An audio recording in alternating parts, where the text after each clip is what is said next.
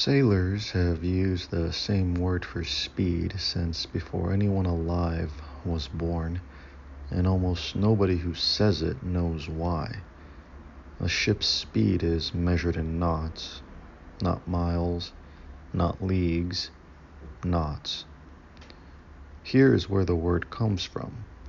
A rope tied at even intervals, 47 feet, 3 inches apart, no more, no less, because that spacing against a 28-second sand glass gives you nautical miles per hour without a single calculation. A wooden board on the end of it, weighted to drag flat against the water. Throw the board overboard, let the line pay out through your hands, flip the glass, and count the knots that pass before the sand runs out. That count is your speed, not your sense of your speed, not how fast the wake looks, not how the crew feels after a good tack, the knots. A ship can feel fast, following sea, full sails, a crew that has been pulling hard and believes it. Every man aboard can be certain speed has picked up, and be wrong, because feeling is not measurement, and a proud crew is exactly the crew most inclined to round its own number up. This is not a story about sailing.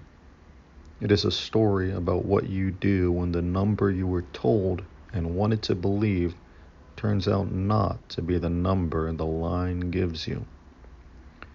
Today, someone was told the ship was faster than it had been, close to fast, in fact, a figure that sounded like real progress after a long stretch of a losing hand.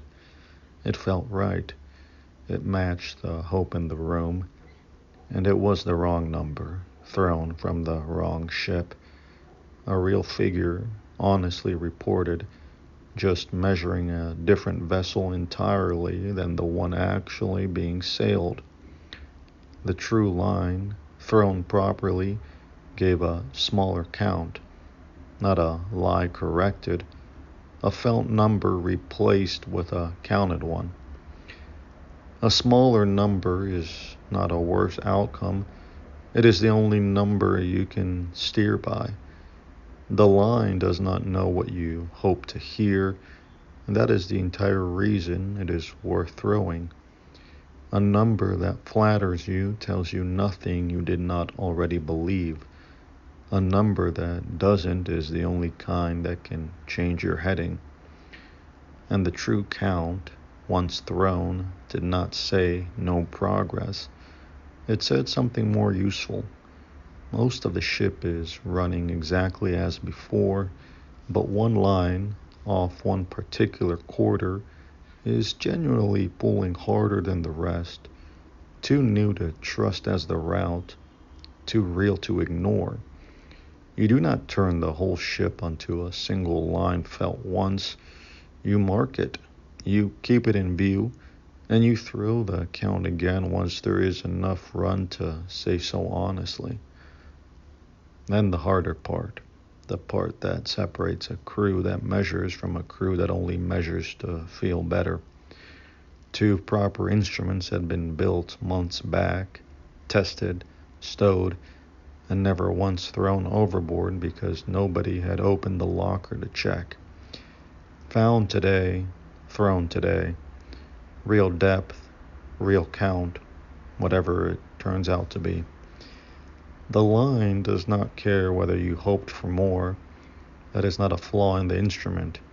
It is the only reason to trust it over the wake, the wind, and the crew's own certainty that they have been pulling hard enough to matter. This is not commentary.